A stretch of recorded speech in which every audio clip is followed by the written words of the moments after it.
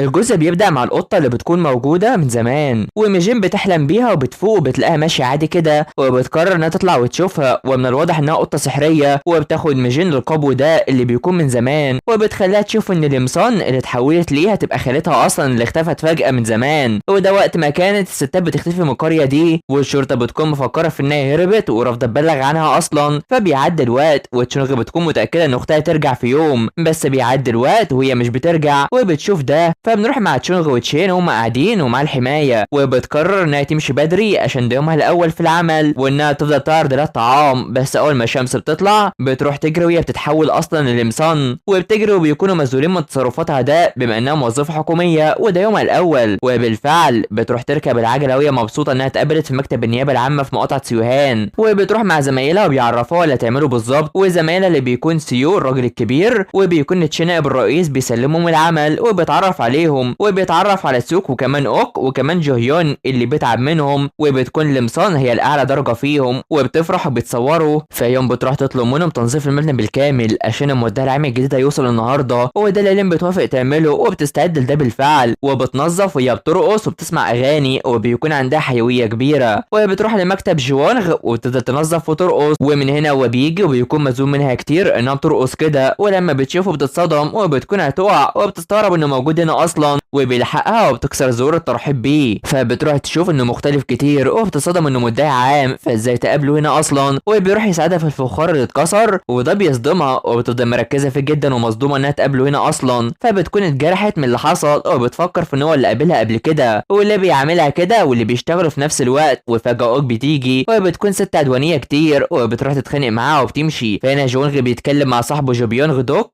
اللي بيكون لسه في سيول وما صدق عشان هيكون هو المسؤول بعد ما كان تحت امره لسنين كتيره، وبيعرفه انه يبقى يشتغل لوقت اضافي وتغير اسلوب حياته. وجو شايف انه مش بيعرف يتقرب من اي ست عشان العمل طغى عليه جدا، وحتى اللي معاه بيكون مش عارفين يشتغلوا عشان يوصلهم كتير معاه، وخصوصا هو ولولا ما كان مستحمله كان اتجنن وما صدق يخرج عنه شويه. ولما بيتكلم كتير بيقفل في وشه على طول، وقرر انه يجيبه معاه اساسا ويفضل تحت عمله وبيتصدم. فنروح لمقابله تشامب دوغانغ وده صاحب البيت اللي هم قاعدين فيه، وبيتكلم معاه على انهم مش بيدفعوا الايجار لسنين، بس تشامب بيعرفه ان موضوع الايجار ده مع تشونغ مش معاه، وبيزعق فيه اصلا. وبيتكلم معاه على ميجين اللي لسه متعينه وبيفضل يتكلم معاه. بس هنا جونغ بيجي وبيكون بيدور على بيت يعيش فيه، وبيقرر دو انه يعرض عليه شقق وعاوز شقه يروح ليها على طول. وبيلاقي ان جونغ طاقته كويسه ومش بيشوف الاشباح كمان، وعلشان كده بياخده البيت مناسب ليه وبيكون مبسوط جدا. وده بيفضل يشرح ليه مزايا البيت، وجونغ بيعرفه في انه يستخدم البيت ده للنوم بس. ولما تشين بيجي دو بيتجاهله وبيفضل يشرح له كل حاجه، وبيتكلم على ان البيت وحش وفي طاقه وحشه اصلا، بس نونغ بيقرر ياخده ويمضي العقد وينتقل للنهارده. وده بيفرح بشكل كبير. فبنروح لديونغ بنت دو صاحبه ميجين، وده عندها قناه على اليوتيوب للصحه والجمال وبتتكلم مع متابعينها. بس هنا ميجين بتيجي وبتقطع تصويرها ومش عارفه هي ايه اللي لابساه ده، وشايفه في انها بتقضي وقتها بالنهار في العمل وبتجيلها بالليل بس. وبتقول من جواها انها فضلت تدرس 7 سنين علشان تبقى متدربه في النظافه كده، وبتروح تعرض عليها انها تحط لها مكياج بس بترفض. وبتتكلم معاها لان المكياج بيغير الشخص كليا وبيصغرها اصلا، ومش عارفه ازاي تكون بنت وفجاه تبقى ست كبيره في العمر كده. فبتروح تعطيليها انها بتدور على القطه دي وشايفه في ان اللي حصل لها والمعجزه دي مرتبطه بالقطه. فبتعرفها في ان في راجل انتهى يعيش في البيت المسكون اللي محدش كان بيوافق يدخل فيه، ومستغربين في ان ابوها دو اجره. فمن الواضح ان شقه 303 دي فيها حاجه او حصل فيها انتحار، ودي الشقه اللي جونغ بيكون فيها. وبيقوم هو مفزوع على كابوس، ولما بيمشي بيلاقي صوت ميه بس بيوصل مش بيلاقي اي حاجه، وبيستغرب كتير وبيقرر يروح ياخد مهدئ. وفجاه الانوار بتشتغل وبتطفي لوحدها،